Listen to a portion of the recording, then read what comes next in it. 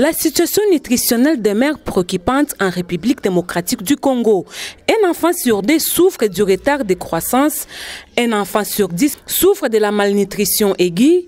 1,5 million enfants de moins de 5 ans souffrent de la malnutrition sévère et 9 millions de la malnutrition chronique. C'est le résultat d'une enquête menée par le Programme national de nutrition avec l'appui de la FAO, l'UNICEF, les PAM, dont les résultats ont été restitués ce jeudi 18 mai 2023. Le secrétaire général à la santé, représenté par la directrice adjointe du PRONANIT, renseigne que pour faire face à cette situation, certaines stratégies sont prises par le gouvernement congolais.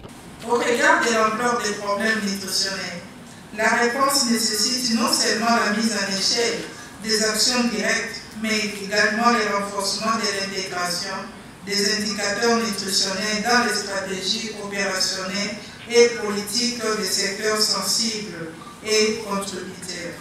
C'est dans ce cadre que ces dernières années, l'engagement du pays à lutter contre la malnutrition s'est traduit par des actions fortes, notamment par l'adhésion de la République démocratique du Congo en mai 2023 au mouvement mondial SAM, l'élaboration de la politique nationale multisectorielle de nutrition, l'alignement des interventions de nutrition dans le budget de l'État, la création du comité multisectoriel de nutrition, ainsi que l'élaboration du plan national stratégique multisectoriel de nutrition 2016-2020 qui est en cours avec l'appui des consultants internationaux et nationaux.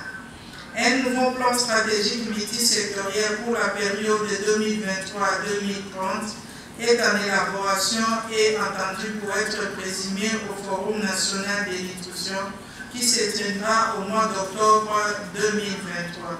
Elisabeth Zanou, représentante des partenaires, a souligné que les bailleurs de fonds ont accompagné techniquement et financièrement le résultat de cette étude sur la cartographie des intervenants et des interventions de nutrition en RDC. Notre contribution à cet exercice qui a démarré depuis 2017 donc, rentre dans le cadre du renforcement du mouvement de nutrition auquel le pays a adhéré.